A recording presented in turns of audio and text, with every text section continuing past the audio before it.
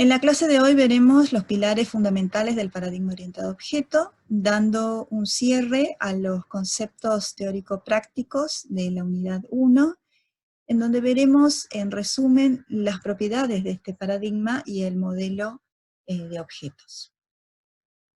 Y dentro de los pilares del paradigma nos vamos a encontrar con propiedades de abstracción, encapsulamiento, jerarquía, modularidad y polimorfismo. Muchos de estos conceptos ya vistos en temas de clases pasadas. Y también vamos a ver que existen otros elementos secundarios del paradigma, que están en relación a los pilares del paradigma. Y por último vamos a ver ya algo más práctico, que va a ser la antesala al trabajo práctico número 1, que es el modelado UML con la herramienta VIA, en donde veremos el diagrama de clases particularmente, que es un diagrama estructural. Y comenzando con los pilares, dentro de estos elementos fundamentales, vamos a encontrarnos primero con la abstracción. La abstracción va a denotar las características esenciales de un objeto, de lo que lo distingue de los demás, y vamos a buscar las fronteras conceptuales que están definidas, obviamente siempre desde la perspectiva de un observador. Hasta ahora estuvimos haciendo prácticas, poniéndonos como observadores del mundo real, y viendo las fronteras de acuerdo al dominio del problema para poder distinguir las características de los objetos del mundo real. Entonces, la abstracción siempre se va a centrar en la visión externa del objeto. Y una abstracción clave en este paradigma es lo que venimos haciendo, que es buscar clases. Que en realidad la clase siempre tiene que ser del vocabulario del dominio del problema. Estuvimos viendo que haciendo observaciones del mundo real, si en un sistema hospitalario observamos que habían personas y de esas personas clasificábamos en enfermeros médicos, ¿sí? Fíjense que esos son vocabularios, un dominio del problema. Entonces, cuando uno modela, hay que respetar mucho ese vocabulario. Cuando se identifica determinada abstracción, se debe centrar en 3 preguntas. ¿Cómo se crean objetos de esta clase? Es decir, ahí vamos a determinar si se crean o no y cómo. ¿Pueden los objetos de esta clase copiarse o destruirse? ¿Qué operaciones pueden hacerse en esos objetos? Entonces, estos tipos de preguntas nos determina el grado de abstracción que va a tener esa clase, porque nosotros siempre buscamos clases. Y vamos a ver que ahora, en esta propiedad, vamos a encontrarnos con los conceptos de clases abstractas y clases concretas. Las clases concretas, que es lo que hasta ahora estuvimos trabajando, pueden crear objetos, es decir, tienen la operación de constructor. Y las clases abstractas son las que no pueden crear objetos, es decir, son aquellas clases que no tienen la operación de constructor. Y generalmente podemos encontrar clases que pueden representar un concepto tan general, que es una clase abstracta, que puede englobar a un conjunto de clases más específicas que sí tienen existencia en el mundo real, que es la clase concreta. Es decir, que las clases abstractas y las clases concretas van a estar en relación de herencia, en donde generalmente la clase abstracta la podemos especializar en un nivel de jerarquía hasta llegar a identificar clases concretas. Y lo mismo al revés, de clases concretas hacer una reutilización e ir haciendo una jerarquía, haciendo una generalización hasta poder llegar a algo tan abstracto, pero que resuma un conjunto de código general para todos, pero que de alguna manera una clase abstracta no tiene sentido de poder crearse un objeto porque es algo muy general. Y eso más que nada sirve para reutilización de software. Y vamos a ver el tema de la digamos, representación en nuestro modelo de solución. La clase concreta, hasta ahora venimos trabajando con una caja en donde va a tener un nombre, ¿no?, de la clase. Pero la clase abstracta va a tener un estereotipo abstract o abstracta, en este caso en español, pero generalmente usamos abstract más en inglés, como son estereotipos más comunes que se ven. Y Si nosotros vemos, para hacer una diferencia más ejemplificada, vamos a ver que dentro de las clases abstractas podemos tener una figura geométrica, o sea, podemos, por ejemplo, calcular el área de una figura geométrica, o podemos calcular el perímetro de una figura geométrica. Pero ahora nos preguntamos, ¿cómo sería la fórmula de calcular el área de una figura geométrica? Y por lo general siempre la respuesta es, y bueno, ¿qué tipo de figura geométrica querés el área? Porque cada figura geométrica tendrá su forma de operación para poder hacer el cálculo. Entonces ahí aparecen las clases concretas en el cual tenemos un círculo, rombo, un rectángulo, que son figuras geométricas que nosotros podemos de alguna manera determinar específicamente para cada caso cómo es el cálculo del área, por ejemplo. Pero que van a tener muchos atributos en común que forman en cada uno de estos conjuntos una figura geométrica. Lo mismo va a ser con un animal, que puede ser perro, caballo, gato, un vehículo que puede representar un avión, un tren, un auto. El tema del vehículo fue el ejercicio de clase, de la primera clase cuando observábamos el mundo real, en donde les preguntaba qué tipos de comportamientos veían en los vehículos en general. Y muchos reconocieron que los vehículos arrancan, ¿sí? Los vehículos frenan, pero fíjense que no es lo mismo el arrancar en un avión que un tren o un auto, ¿sí? Entonces, fíjense que si bien está la característica general, yo no puedo construir un tipo de vehículo concreto porque todas las operaciones depende qué tipo de vehículo. Y pasando al concepto o el otro pilar, que es el encapsulamiento, vamos a ver que esto es algo que veníamos trabajando, el encapsulamiento, pero ahora le vamos a dar un concepto más específico, en el cual el encapsulamiento es el proceso de almacenar en un mismo compartimiento los elementos de una abstracción. Ya sabemos que acá la abstracción es una clase en donde constituye una estructura y un comportamiento, y que sirve para separar la interfaz contractual de una abstracción y su implementación. Es decir, el encapsulamiento va a ocultar detalles de la implementación de un objeto al mundo exterior, y los elementos encapsulados serían los secretos de una abstracción. Por ejemplo, si vemos el gato se lo ve por fuera, pero por dentro estará todo el mecanismo que nosotros no vemos, por lo que el gato hace diferentes comportamientos. Entonces, con esa idea de encapsular cosas, de funcionamientos, de implementación y de lo que se ve de afuera, eso es lo que quiere representar el paradigma. Y entrando en detalle a la propiedad de encapsulamiento, cuando hacemos un ocultamiento de estructuras de objetos, ¿no? Tenemos la estructura de objetos, que tenemos las propiedades y la implementación de su comportamiento, los métodos que están encapsulados. Y para conocer el conjunto de propiedades ocultas de un objeto, se pueden ofrecer métodos especiales, pero nosotros sabemos que de forma estructural los objetos tienen atributos o propiedades. Generalmente dijimos que eso no se pueden ver. Por ejemplo, de una persona no podemos ver una persona que no conocemos, ¿no?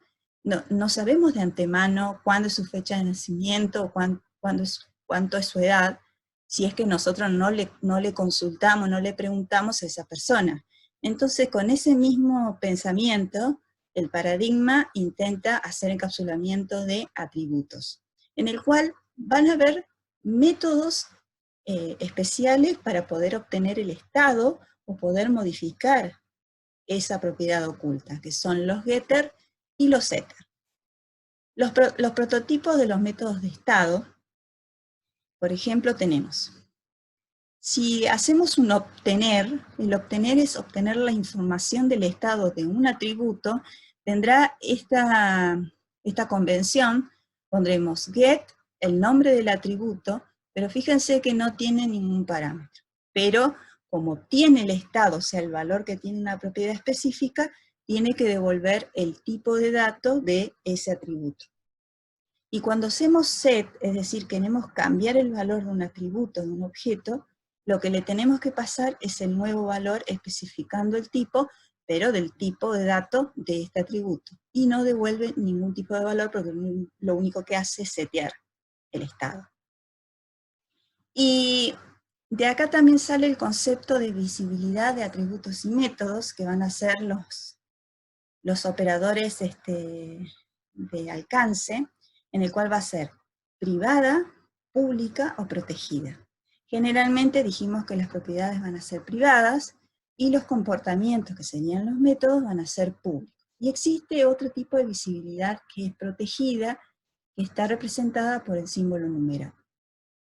¿Qué quiere decir? Eso está relacionado con los conceptos de jerarquía o relaciones de herencia, en el cual cuando un atributo método está con visibilidad protegida, quiere decir que en una relación de herencia las clases hijos van a poder acceder a esos atributos o métodos protegidos, y aquellas clases que estén en un mismo compartimiento, en un mismo módulo, que es un paquete, que se dirían que son clases amigas, también pueden acceder. Y una vez que sale esa clase amiga fuera del compartimiento, por más que sea protegida, no lo puede ver, ¿sí? Eso es una visibilidad especial, que eso lo veremos con las prácticas cuando hagamos programación e implementemos lo que es herencia. También vamos a ver otro concepto en donde el encapsulamiento nos diferencia bien la interfaz y la implementación. El encapsulamiento logra la división de una clase en interfaz e implementación.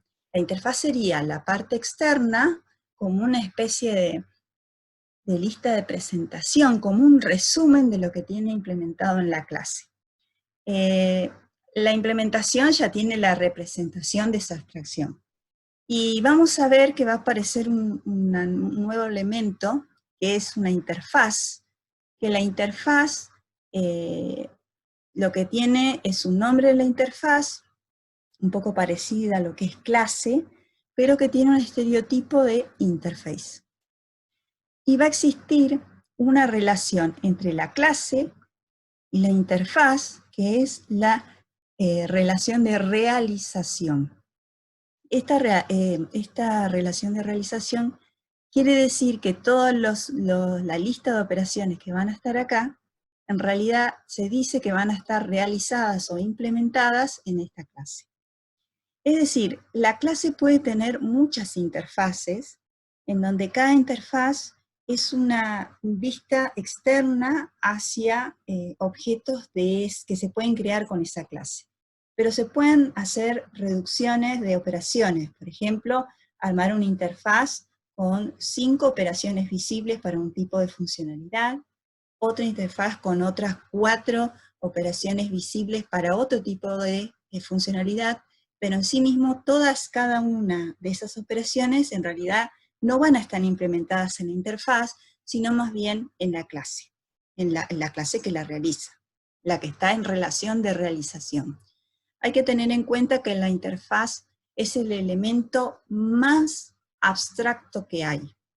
¿Por qué? Porque no tiene cuerpo de código, solamente tiene prototipos. En cambio, la clase sí es implementación, porque no solamente va a tener atributos y métodos, sino también los cuerpos de los métodos. No va a tener prototipos nada más, solamente va a tener completo todo el método implementado. A pesar de que acá en los diseños vamos a ver prototipos, pero en realidad cuando pasemos a la programación, la clase va a tener la implementación, lo que no así la interfaz. Por eso la interfaz es un conjunto de operaciones que especifica cierto aspecto de funcionalidad de una clase, y es un conjunto de operaciones que una clase presenta a otras. Por eso es muy útil el tema de la interfaz para agrupar ciertas funcionalidades que puede representar la clase. Esta es la nueva tipo de relación de los que ya vimos, pero esta es una relación especial con un objeto, un elemento nuevo de este mundo del paradigma. Y también tenemos la jerarquía, que es una propiedad que nos permite ordenar o clasificar abstracciones.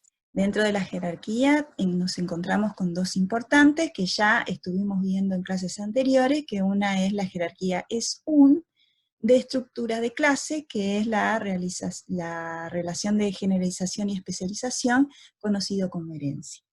Y la jerarquía parte D, en la estructura de objetos, que es la agregación, que permite el agrupamiento físico de estructuras relacionadas lógicamente. Si nosotros vemos la primer gráfico, esta es la jerarquía de clases, es persona es un estudiante, docente, persona es un docente, o docente es una persona, ¿sí?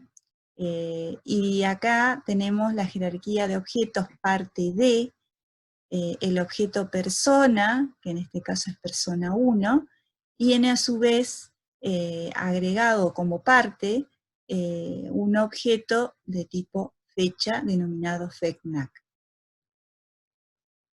Y también la modularidad es una propiedad que nos permite subdividir una aplicación en pequeñas partes, denominadas módulos, cada una de las cuales debe ser tan independiente como sea posible de la aplicación en sí y de las restantes.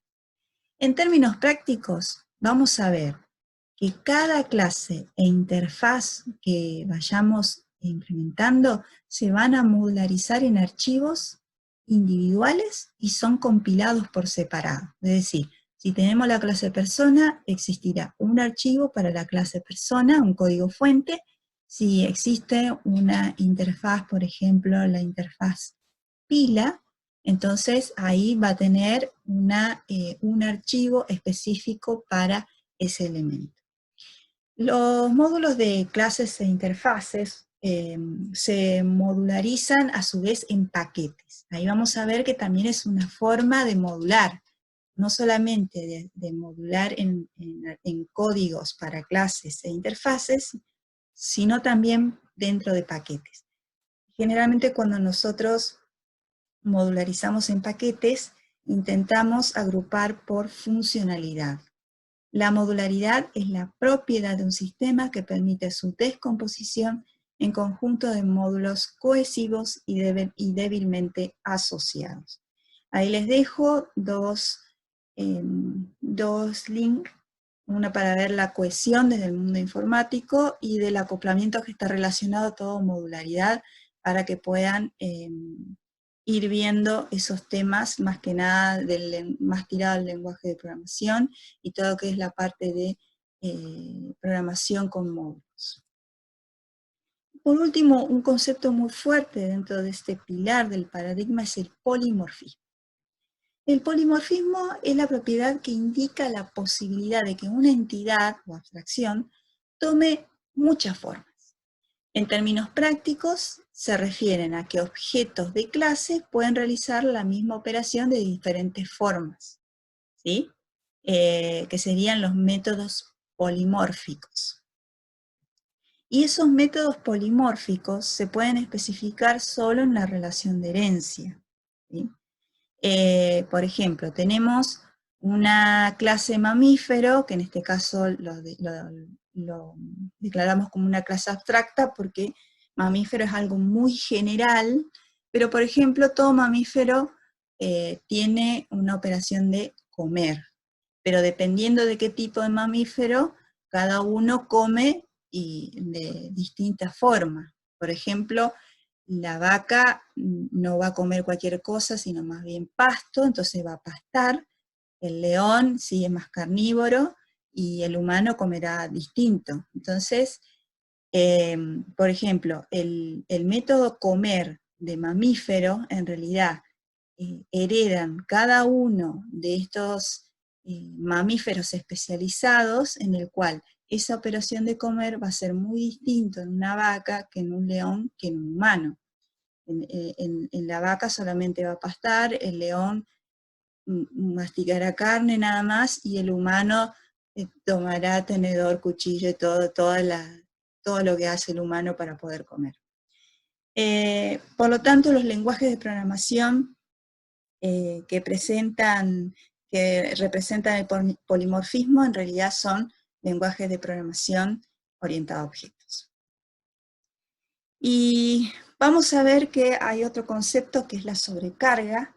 Entonces vamos a ver que no es lo mismo sobrecarga que polimorfismo, pero son conceptos relacionados.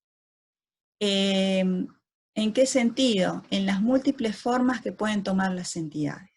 El polimorfismo ocurre cuando existen métodos con el mismo prototipo, es decir, el mismo nombre, con el mismo valor de retorno y con los mismos parámetros, en clases totalmente independientes entre ellas, pero que esas clases están en una relación de herencia con una superclase, produciéndose una sobreescritura, ¿sí? Es decir, la superclase tendrá ese método que será polimórfico en el que se van a especializar o van a tomar semánticas diferentes, pero con el mismo prototipo, en las subclases.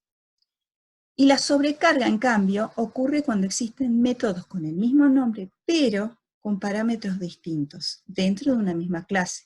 Es decir, que nosotros, si tenemos un método sobrecargado, vamos a usar el mismo nombre y vamos a ir variando los tipos y cantidades de parámetros. Por ejemplo, este tiene un método sin parámetro, otro método con un parámetro de tipo entero, otro método que también tiene un parámetro pero es de tipo flotante. Y acá va variando de cantidad de parámetros, y así sucesivamente, pero fíjense que acá esto es sobrecarga, a diferencia del polimorfismo. El polimorfismo se da en este sentido, en una relación de herencia. Estos heredan un método, pero este método, dependiendo, puede ser un método concreto que ya tiene algún tipo de implementación, o un método abstracto que no tiene cuerpo, no tiene código, que obliga al resto a darle una semántica. También en el caso de métodos concretos, si de alguna manera cada uno va a expresar una forma diferente a esa operación, entonces lo que se produce acá es una sobreescritura. Por eso es el polimorfismo, para darle diferentes semánticas a un mismo método. Y los elementos secundarios a esos elementos principales, que son los pilares del paradigma, vamos a ver que vamos a trabajar el concepto de tipos. Tipo de dato abstracto, la tipificación. Un tipo es una caracterización de propiedades estructurales o de comportamiento que comparte una serie de entidades. Eso es lo que vamos a ver en estructura de datos, lo que es tipo de dato abstracto. Las clases definen tipos, los implementan. En una relación de herencia, las superclases se definen como tipos y las subclases definen subtipos. Y un objeto es una variable de un tipo que está definido por una clase. Es decir, si tenemos declarado el objeto persona 1 de tipo persona, en realidad persona es una clase, pero para nosotros en un elemento desprendido del paradigma, también las clases las vamos a tomar como tipos. Las clases no van a definir tipos. Y tenemos otro, por ejemplo, un objeto que se denomina Firulais y es de tipo perro, que en realidad es la clase perro, que yo sé que puedo usar, un objeto es una variable que cuando nosotros declaremos y definamos, en realidad cuando instanciemos, lo primero lo tenemos que declarar, y tenemos que declarar de qué tipo va a ser. Así como veníamos trabajando en programación, en resolución de problemas y algoritmos, que cada vez que usábamos una variable la teníamos que declarar con un tipo específico, en este tipo de paradigma también vamos a declarar las variables, que en este caso van a ser objetos, pero de un tipo que es una clase. Otro concepto es la concurrencia, que es la propiedad que distingue un objeto activo de otro que no está activo. ¿Esto qué quiere decir? Como cada uno de las clases, cuando vimos el concepto de modularidad, están, digamos, una clase representada en un archivo, cuando ese archivo se compila y se ejecuta, se transforma en un proceso, que es un hilo de control. Y entonces cuando esa clase, en realidad, cuando nosotros instanciamos un objeto, es decir, la parte real, o sea, del molde que es la clase, damos vida a un objeto, en realidad lo hacemos en tiempo de ejecución. Esa clase que está dentro de un archivo se compila, se ejecuta y se convierte en un proceso que está corriendo por separado, y eso se denomina objeto activo. Y en un sistema orientado a objetos se puede conceptualizar el mundo con un conjunto de objetos cooperativos, como en el mundo del sistema operativo, algunos de los cuales son activos y sirven como centro de actividad independiente.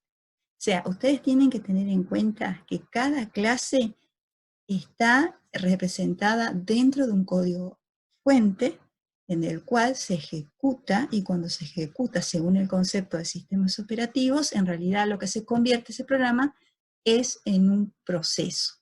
Por lo tanto, si yo voy a instanciar una clase, ese objeto, que es en tiempo de ejecución, es un proceso dentro del sistema operativo. Si nosotros manejamos diferentes hilos de control, podemos tener muchos objetos, y si hacemos un tipo de programación en el cual utilizamos algún soporte de programación que podamos usar todos los procesadores de una computadora, podemos hacer que trabajen en concurrencia. Y el otro concepto es la persistencia, que es la propiedad de un objeto por la que su existencia trasciende en el tiempo. Existen diferentes problemas en los cuales los objetos que modelan el mundo real necesitamos mantenerlos en el tiempo. Ese es el concepto de persistencia. Hay algunos lenguajes orientados a objetos que ofrecen ese soporte, que es el almacenamiento en disco, porque sabemos que el objeto en tiempo de ejecución, en realidad cuando se instancia, se almacena en memoria, y todo lo que está en memoria es algo volátil, o sea, termina la ejecución y muere, y se destruye. En cambio, si yo quiero tenerlo de forma persistente en el tiempo, por más que el objeto se crea, vive y muere, el objeto en realidad es persistente porque se guarda en disco. Y guardar en disco, generalmente uno habla de poder guardar objetos en archivos u objetos en base de datos. Por eso ustedes, cuando vean la materia base de datos, van a seguir viendo el modelado orientado a objetos. Y otra característica, de acuerdo a lo que vimos en jerarquía, también está la clasificación. La clasificación es el medio por el que ordenamos, ¿sí? O sea, el conocimiento ubicado en las abstracciones. El reconocimiento de la similitud de las cosas, es decir, cuando nosotros buscamos de las cosas qué es lo común en propiedades y comportamientos, nos permite exponer lo que tienen en común, tanto atributos como comportamientos. La clasificación nos ayuda a identificar jerarquías de generalización, especialización y de agregación, composición entre clases. También podemos tomar decisiones sobre modularización, es decir, nosotros podemos ubicar ciertas clases u objetos en módulos diferentes o separados, pero dependiendo de alguna similitud o alguna funcionalidad. Y también, con respecto al concepto de concurrencia, podemos asignar procesos a los procesadores, es decir, nos permite clasificar y decir qué objetos, que son los procesos, se van a asignar a qué procesadores. Y dentro de la clasificación de clases del dominio del problema, se podría decir que cuando nosotros hacemos una tarea de clasificación para buscar la solución del dominio del problema, generalmente nosotros podemos clasificar en roles desempeñados por personas. Hasta ahora buscamos profesor, alumno, enfermero, médico, etc. También podemos buscar lugares, país, barrio, estante, etc. Cosas, vehículos, libro. También roles desempeñados por organizaciones, ente regulador, ministerio, comisión. Conceptos, algo un poquito más general, asignatura, carrera, eso es lo no tangible, diagnóstico, tratamiento, y eventos, inscripción, cursado, venta, reserva, donación, préstamo. Todo ese tipo de clasificación nos va a denotar una clase del dominio del problema. Y por último, vamos a ver el modelado UML con la herramienta DIA, en el cual el modelado del dominio de la solución lo vamos a hacer con un lenguaje de modelado denominado lenguaje unificado de modelado, el famoso UML. Y este lenguaje es de propósito general, no tiene un propietario y está basado en el común acuerdo de una gran parte de la comunidad informática. La UML nos permite modelar la estructura estática y el comportamiento dinámico del sistema de información. Porque ustedes lo que van a modelar a partir de ahora van a ser los sistemas que van a estar cuando ustedes entren a trabajar en lo que es el modelado de su trabajo de campo. Bueno, la última versión, la 2.5, y dentro de los diagramas UML vamos a encontrarnos con los diagramas estructurales y los diagramas de comportamiento. Dentro de los diagramas estructurales, que es lo que vamos a ver en esta materia, es el diagrama de clase, luego existe el diagrama de componentes, diagrama de despliegue, diagramas de objetos, diagramas de paquetes, vamos a ver si vamos a ver algunos diagramas de objetos, y de comportamiento sería diagramas de actividades, diagramas de caso de uso, diagramas de máquinas de estado, diagramas de interacción, dentro de la interacción de secuencia de comunicación. Muchos de estos diagramas ustedes los van a ver más en requerimiento. En esta materia solamente veremos diagramas de clase para tener modelada nuestra solución, y en algunos aspectos veremos alguna vez veremos el diagrama de objetos dependiendo los problemas. Y este modelado vamos a usar como herramienta de soporte la herramienta DIA, que es una herramienta simple, básica y de propósito general bastante fácil de usar. Y el diagrama de clase es un modelo que nos va a permitir documentar la estructura estática. Nosotros queremos ver cómo sería la solución orientada a objeto a un problema. Y los elementos o componentes de un diagrama de clase van a ser clases, interfaces y sus relaciones.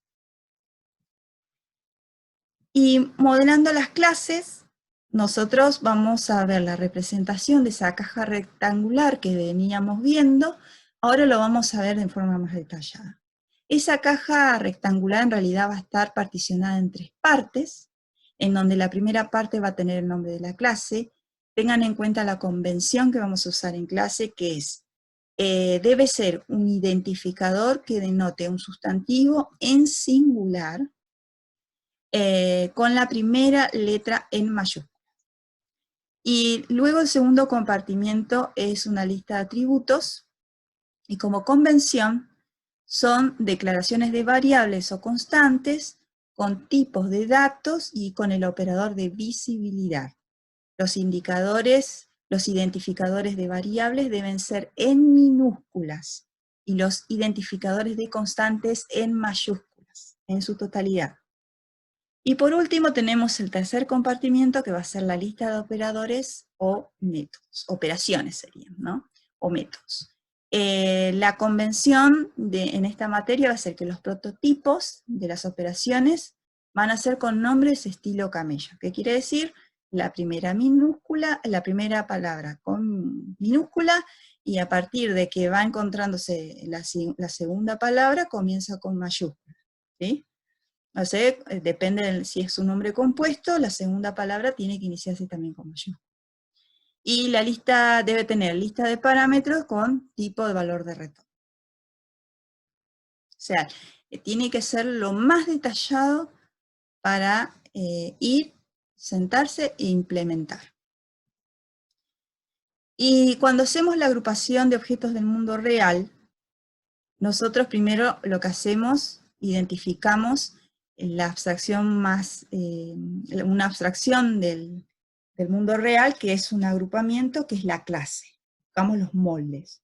En este caso es persona.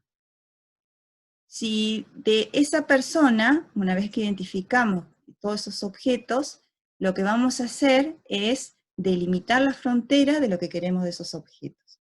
Por lo tanto, en este caso vamos a usar las 5 propiedades que tenemos de estos objetos y vamos a modelar la parte de atributos. Fíjense que está el operador de visibilidad, que todo atributo es privado, un identificador, obviamente lo más representativo del problema, y el tipo de dato. ¿Ah? Fíjense que es operador de visibilidad, nombre, 2 puntos y el tipo de dato. Dentro de los operadores de visibilidad, que serían los operadores de alcance, serían, digamos, operadores que se le antepone a los atributos o métodos en objetos, que pueden ser públicos, privado, protegido. El público, que está identificado con el operador más, está visible para los demás objetos y clases, ¿sí?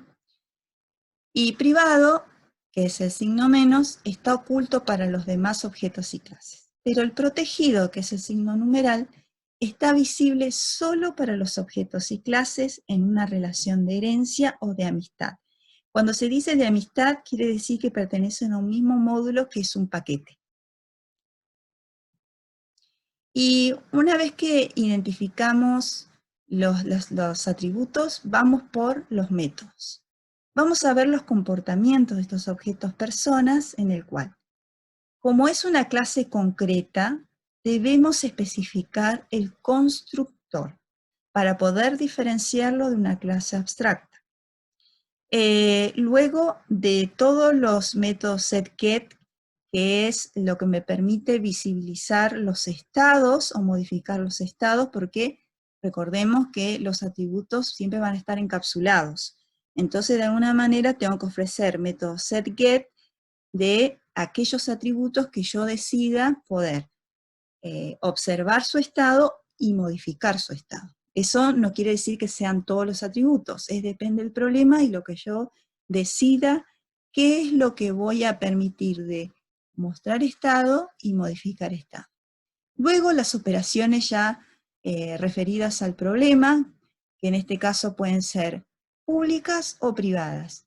Para una persona, saludar es un comportamiento público, pero pensar es un comportamiento privado. No podemos saber qué es lo que está pensando la otra persona. Y también un resumen de las relaciones que estuvimos viendo. Esta sería básicamente la forma de modelar, donde teníamos la asociación, teníamos la relación de uso. La asociación es una asociación tiene multiplicidad o cardinalidad y tiene rol. En cambio, la relación de uso solamente usa nada más, no tiene cardinalidad, ni multiplicidad, ni rol. También tenemos relaciones de agregación y composición, en donde lo diferenciamos. Fíjense que tiene el mismo conector, pero uno es con un rombo sin relleno y el otro es con rombo con relleno. Esta es la agregación, esta es la composición. Luego teníamos la relación simple, la herencia simple y la herencia múltiple, ¿no? Herencia simple, que este es el conector, que es una flecha sin relleno.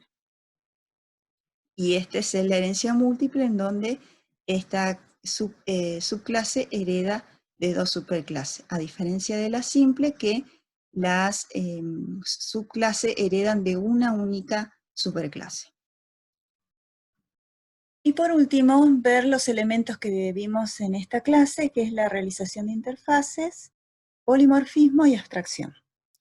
Dentro de una relación de herencia podemos tener, de acuerdo a una clasificación, ya sea de generalización, especialización, podemos tener aquellas clases que son de un concepto tan abstracto que no podemos crear objetos. En este ejemplo tenemos la clase abstracta animal, del cual no podemos instanciar en objetos porque generalmente sus comportamientos no pueden darse a nivel general, sino más bien en algo concreto. Por lo tanto, tenemos en animal que como todo animal, tiene una operación de comer, pero dependiendo de qué tipo de animal, ya más especializado, vamos a ver que tiene diferentes formas de comer. Que ese método de una clase abstracta puede ser un método concreto o un método abstracto. Eso depende. Si ese método es común para todos y tiene la misma semántica, entonces conviene diseñar un método concreto con una implementación dentro de la clase abstracta y luego el resto lo hereda y lo usa. En cambio, si ese método no tiene un cuerpo o un código o algo que se pueda implementar dentro de la clase abstracta, entonces ese método se puede diseñar como un método abstracto y obligar al resto de las subclases la implementación para darle una semántica. En este caso, por ejemplo, tenemos la operación comer, en el cual hereda tanto el león como la vaca, que son clases concretas. A diferencia de una clase abstracta, la clase concreta tiene método constructor, a diferencia de esta clase que no tiene método constructor. Y además vamos a ver que los métodos comer aparecen en las subclases, subrayado, indicándonos que eso va a ser un método polimórfico, es decir, que va a tener el mismo prototipo que de la superclase, pero que el cuerpo, la implementación va a tener otra semántica. Es decir, el león va a comer de forma diferente a lo que come una vaca. Y la otra relación nueva que vimos de un concepto que aparece en esta clase, que es es el elemento de interfaz, aparece la relación de realización. El elemento de interfaz es lo más abstracto dentro del paradigma y lo único que hace es mostrar una publicación de operaciones públicas que puede tener una interfaz. Y la funcionalidad que tiene una interfaz es agrupar una lista de métodos públicos que denoten alguna funcionalidad que puede hacer una clase. Una clase puede tener un conjunto de funcionalidades, nada más que con una interfaz lo que hacemos es una visión externa, de acuerdo, quizás una clase está organizada con ciertas funcionalidades que para un grupo de objetos pueden verlo desde una interfaz, para otro grupo de objetos externos lo pueden ver desde otra interfaz, y las interfaces vendrían a ser como ventanas públicas, en el cual va a tener una lista de métodos públicos, nada más que una lista, al ser lo más abstracto que hay en el paradigma, estos métodos publicados en una interfaz no tienen implementación, no tienen cuerpo, solamente son prototipos. Y tampoco no se pueden publicar los constructores de las clases, ni tampoco los atributos. Lo único que se puede, en cuanto al segundo compartimiento, lo único que se puede agregar son constantes, son valores constantes que tienen un valor fijo y generalmente son estáticos. Cuando veamos más la implementación vamos a poder diferenciar lo que es estático de lo que es no estático. Y luego decimos que todas esas operaciones públicas, la implementación está realizada dentro de una clase. En este caso, la interfaz pila, todas las operaciones de una interfaz pila se implementan en la clase lista, en el cual va a tener la implementación de los métodos publicados por la interfaz y demás detalles de implementación. Por ejemplo, va a tener todos los atributos que permitan funcionar una pila, o con una funcionalidad pila de esa lista, y además otros otras operaciones que pueden estar para otros tipos de interfaz o detalles que ayuden a estas operaciones públicas. Bueno, con estos contenidos hemos llegado al fin de la unidad 1, proponiéndose el trabajo práctico de cierre de la unidad como evaluación de esta asignatura.